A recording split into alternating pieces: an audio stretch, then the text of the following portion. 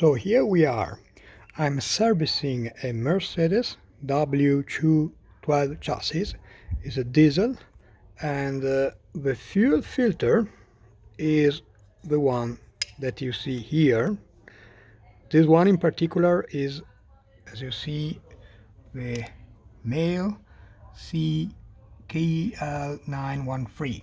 Okay, so what is interesting about this fuel filter is the fact that it is quite expensive. I paid for this filter that is a top brand, something like around 50 euros, but you can spend more. And I suppose the reason being you cannot remove this part. This is the electric heater, okay, that you need to change with the filter, that is a spare part. So what is curious to my ears here, a part of your car it becomes a spare part, so you need to spend something ridiculously expensive to simply change the fuel filter.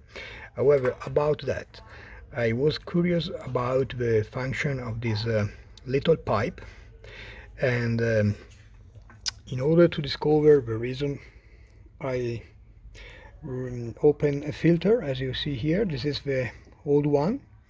As you see on the bottom, there is a spacer. Then this is the main body that is sitting on the top of the filter, in which you have the inlet and outlet of the two pipes of the fuel arriving from the tank, and both of them stay on the upper part. This is the inlet and this is the outlet moving to the pump, mechanical pump. And what is interesting here, as you see, there is a third pipe, the one that you see here, that is sitting on the bottom of a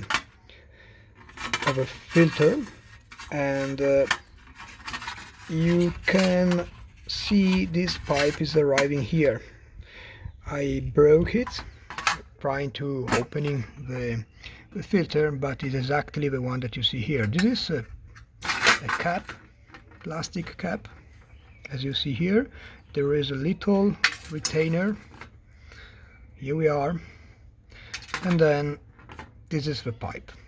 Okay, so I suppose they put the pipe to helping in the purge of the air from the filter when you put in service. In fact, if you see here, they say remove the cap, connect everything, the electrical connector, the two pipes from the tank, okay, and then probably, if I understanding in the right way, at the step number 5, they say try to start the engine for a pair of times without the cap, so you will purge all the air.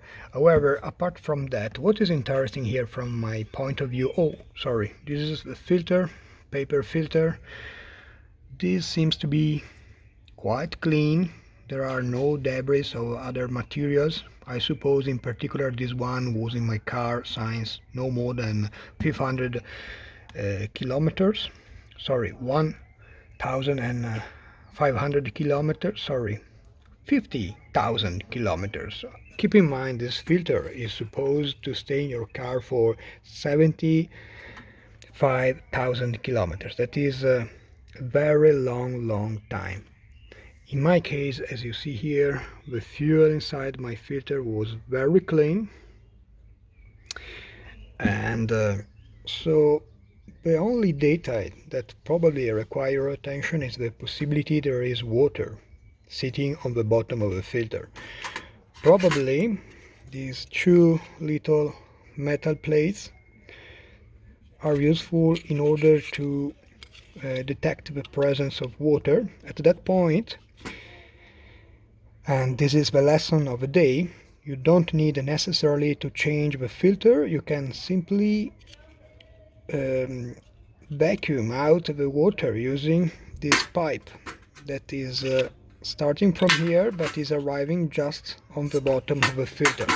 So that is a detail that you cannot discover from outside. It's something that you discover if you open the filter, as I have done.